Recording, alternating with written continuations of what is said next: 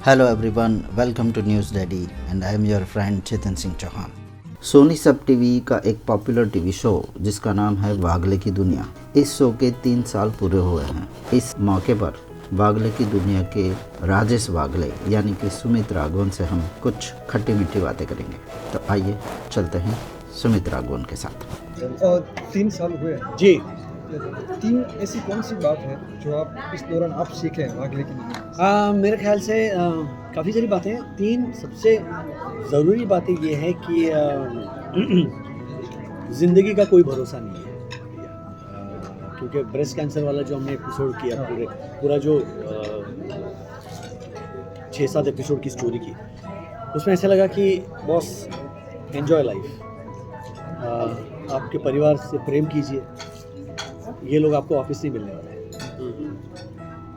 अपने माता पिता का ख्याल रखिए, ये आपके साथ हमेशा नहीं रहने वाले। ये बहुत डरावनी चीज़ है अगर आप सोचो। मैं नहीं यकीन कर, मैं ये पिक्चर नहीं आ सकता कि एक दिन ऐसा होगा जब ये लोग नहीं होंगे। तो ये चीज़ मैं सीखा। मुझे लगा कि और वन मोर थिंग कि आप सिर्फ अपने बारे में मत सोचिए। आपसे भी जब देखिए, आप जब कभी जंगल में गए हो या आप किसी पहाड़ी पर खड़े रहते हो ना, आप इतने भी नहीं होते। तो आप जो ये होता है ना कि अरे मैं सुमित राघवन, भैया तो कोई नहीं है। Honestly speaking, okay, if you see yourself in the larger picture ना, तुम दिखाई भी नहीं। सो आप जिसकी वजह से हो उनका ख्याल रखिए, समाज की भी कुछ कीजिए। मेरा ये बहुत मानना है कि बॉस आपको, you have to give the society back something. मैं ये नहीं बोलता हूँ कि आप हाँ भैया मैंने चेक दे दिया भाई, मेरा काम हो गया, नहीं, ऐसे नहीं होता। आपको अलर्ट रहना बहुत बहुत ज़रूरी है। तो ये कुछ चीज़ें हैं। और ये क्लासेस मेरे जो होते हैं ना, ये सड़क पे भी चलते रहते हैं कि गाड़ी रोक के मैं, भैया आपने क्यों थूका, भैया आपने कचरा क्यों फेंका, ये उठाइए, नहीं उठाते, चलो मैं उठाता, मेरी गाड़ी में। फिर वो देखते ना, अच्छा सुमित राघवन कचरा उठाए, तो फिर वो थोड़े ये हो जाते हैं। आई थिंक है ना, ये मेरे ख्याल से ये करना चाहिए, ये हम सब ने करना चाहिए।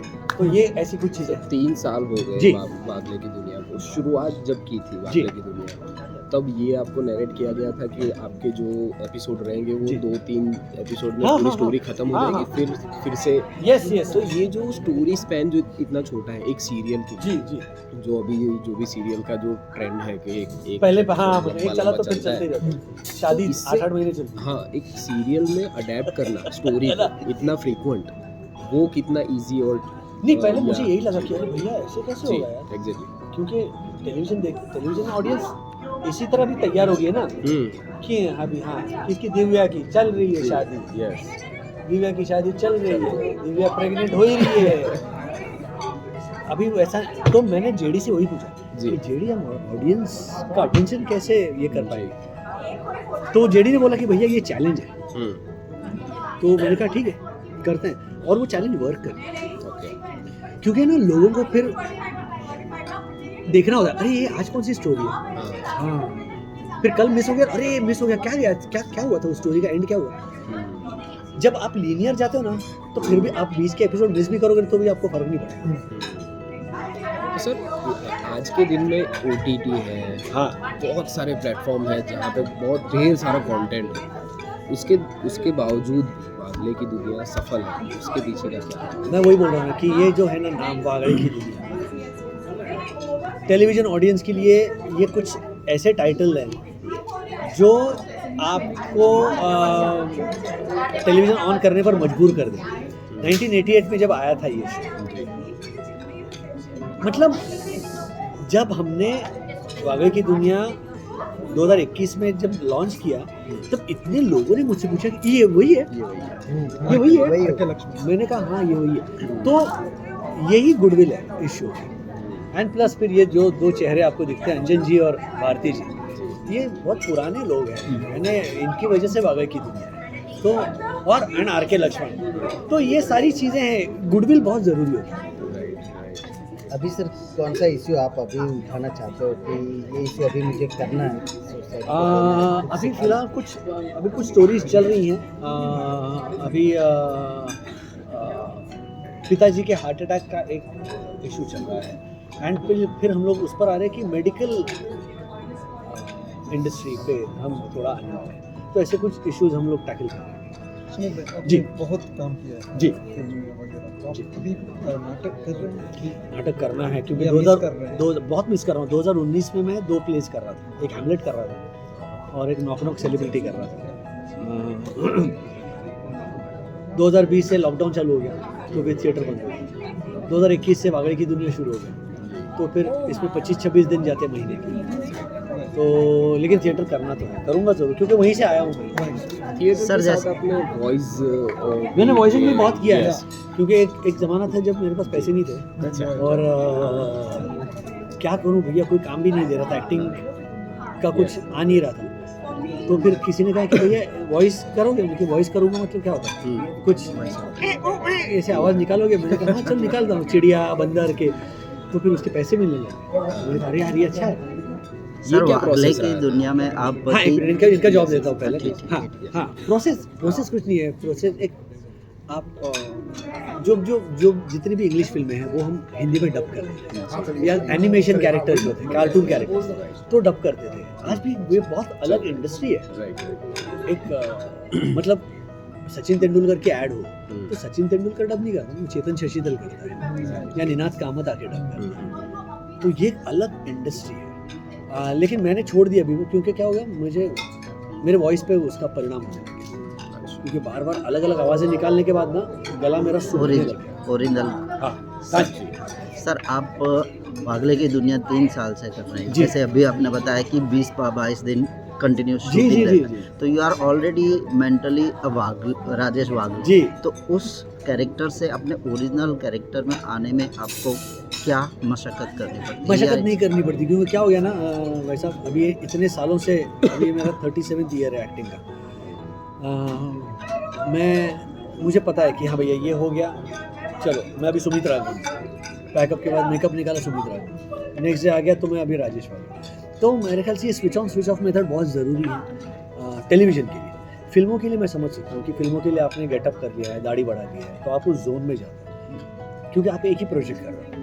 यहाँ पे हम वैसा अफोर्ड नहीं कर सकते। अगर मैं राजेश वागले बन के घूमने लग गया तो मेरी बीवी मुझे पहले बोलेगी, बेटा घर पे आ गए हो अभी तो सुमित राघवन हो। अभी तक आपने जो रोल किए से आपका फेवरेट कौन सा है, ये छोड़? अरे मैंने आज तक जितने भी रोल किए ना वो एक तो साहिल सारा भाई तो आइकॉनिक है ही। मेरे ख्याल से मैंने जो मुकुंद का कैरेक्टर किया था हॉलीडे फिल्म अक्षय के साथ, उसके बाद नहीं है। तो वो मुझे बड़ा प्यारा लगा था। अक्षय और मैं बहुत मजा गया, बहुत धमाल करते थे। उसके बाद बॉलीवुड में आने का तो हाँ मतलब वही मैं अभी कह रहा था कि आई ऑफर्स आ रही थी, लेकिन वापस वो 1-2 सीन के लिए करो, वो मज़ा नहीं आया। अभी तो मुझे ज़रा बड़ा रोल चाहिए था, तो वो मुकुंद कैरेक्टर करने में मज़ा आया। फिर बड़ी दूर से आया करके एक शो करता था, उसमें वसंत घोटाला करने लगा। तो ऐसे कैरेक्टर्स, सदन रे झूठ मत बोलो, इसमें मुझे बहुत मजा आता है। अपूर्व शाह जो था वो, हाँ तो सर जेडी जी के साथ आपका ट्यूनिंग कैसा है? अरे क्योंकि भाई, वो बहुत तो काम मेरा- किया है उनके साथ। वो दूसरा घर है मेरा। हाँ हैट्स ऑफ प्रोडक्शन में मैं मुझे कुछ सोचने की ज़रूरत ही नहीं। जेडी और आतिश जब भी मुझे फ़ोन करते हैं मेरे लिए, मैं हाँ ही बोलता हूँ। जब स्क्रिप्ट आती है आपके जी। पास कि ये स्टोरी है, जी। ये इतने टाइम स्पेंड में ख़त्म करनी है, तो ये स्टोरी में आपका भी क्या क्रिएटिव पार्ट है? बिल्कुल होता है। मतलब कैसे उसको आप अडेप्ट करते हैं या कैसे उसमें चेंजेस नहीं, लाना हो एक तो ये कैसे और होता है? इसके आगे इम्प्रोवाइजेशन जी, बहुत होता है। नहीं सारा भाई में नहीं होता, अच्छा। क्योंकि सारा भाई इतना कड़क स्क्रिप्ट होता था। आतिश आतिश एक तो आके रीडिंग देता था, हम सब मेकअप रूम में बैठे थे, आतिश पढ़ता था। आतिश हर एक के कैरेक्टर के हिसाब से पढ़ता था, कभी रोसेज बन जाता था, कभी इधर उधर जी। करता था, उस हिसाब से पढ़ता था, तो मज़ा आता था। राइट। और आतिश हमको अलाउ नहीं करता था एक भी डायलॉग इधर का उधर नहीं। लेकिन अभी क्या होता है ना, इतने सारे राइटर्स लिखते हैं ना कि शायद उन्हें वो भूल जाते कि इसका इस कैरेक्टर के साथ क्या नाता है, तो फिर वो हमें चेंज करना पड़ता है क्योंकि नए राइटर्स। कल ही मैं दर्शन झरीवाला से मिला, तो उन्होंने आतिश भाई दर्शन भाई की इको की है મને આંખોથી વાત કરતા આવડે છે हाँ बहुत बढ़िया है तो वो आतिश भाई की प्रोसेस के बारे में बात हाँ हाँ हाँ अरे बहुत सुपर आतिश आतिश जो नरेशन देता है, आतिश जो कैरेक्टर लिखता है ना, वो जीता है पहले वो और तब जाके उसके कलम में से वो निकलता है। सर 30 इयर्स हो गया आपके इंडस्ट्री में। हाँ 37 यस तो सर इतने समय में आपने क्या ग्राफ देखा, उतार चढ़ाव क्या देखे सीरियल्स में और फिल्मों में? मुझे आई एम रियली हैप्पी जिस तरह से मेरा करियर गया है, लेकिन हाँ बीच बीच में ऐसे वो पीरियड आते हैं कि जब थोड़ा ऐसे डाउन हो जाता है, लेकिन अब मैंने उसका विचार नहीं करता। मुझे ऐसा लगता है कि जो काम आता है मेरे पास वो मैं अच्छे से करूँ और उसका गुडविल मैंने आज तक। क्या ऑब्जर्वेशन रहा है, कैसा ग्राफ रहा है, आपने क्या ग्राफ देखा है? बहुत अच्छा रहा है। देखिए हर एक को अमिताभ बच्चन बनना है। मुझे भी वही बनना था, लेकिन नहीं बन पाते यार। आपको रियलिटी का सामना करना पड़ता है, तो फिर आपको थोड़ा हर एक को हर क्रिकेटर को सचिन तेंदुलकर बनना है। Is it possible? It is not possible. सबका अलग अलग कैरेक्टर जैसा नहीं है। अलग अलग है, अलग लेकिन अलग आप सुमित राघवन बन चुके हैं। हाँ तो फिर मैंने वही किया ना। मैंने कहा कि नहीं ये नहीं हो रहा ना मुझसे, तो लेट मी फोकस कि मेरा क्या फॉल्ट है। आज लोग बोलते हैं कि अरे यार वो तुम्हारी एक्टिंग स्टाइल हमें बड़ी अच्छी लगी। बेस्ड ऑन दिस कन्वर्सेशन आप नए जनरेशन को क्या मैसेज देंगे? मैं नई जनरेशन से यही कहना चाहूँगा कि ज़्यादा लोड मत लो। बहुत काम है यहाँ पर, काम के लिए भागो मत। बस जो आ रहा है ना आपके पास उसको अच्छा करो, उसको बेहतर करो, और अगर हो सके थिएटर जरूर करो। Theatre is like net practice. आप test match The Khelo basics. लेकिन आकर रणजी भी खेलो, दुलीप ट्रॉफी भी खेलो। अब थिएटर इज गुजराती फिल्में देखते हैं हाँ गुजराती फिल्म मैंने अभी कौन सी देखी? हेलारो देखी मैंने, छेल्लो शो देखी मैंने। पैनल अरे बढ़िया बढ़िया क्या फिल्म थी। अब जो आपने आपला माणूस वो भी आई ना डियर अभी? फादर हाँ, परेश भाई ने किया ना। हाँ नाना का रोल।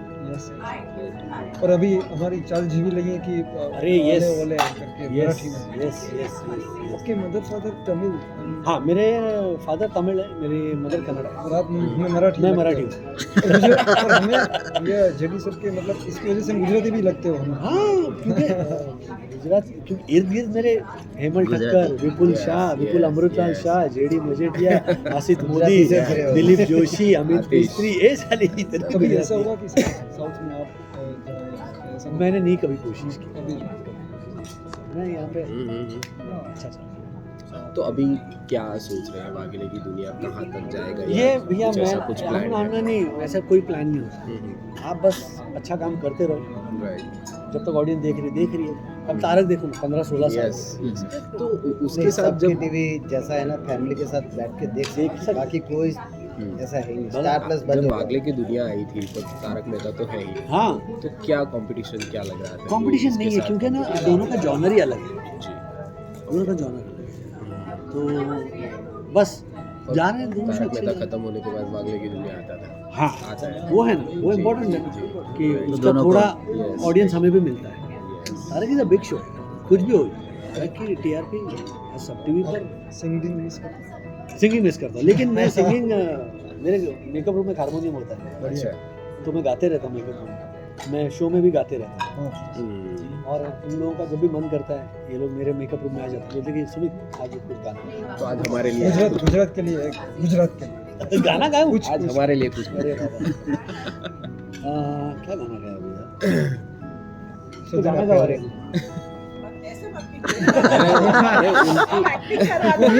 वो मिस कर रहे हैं वो मिस कर रहे हैं तो हम भी मिस कर रहे थोड़ी हैं। देर बाद ठीक है अभी और भी लोग गाना अरे किसका फोन?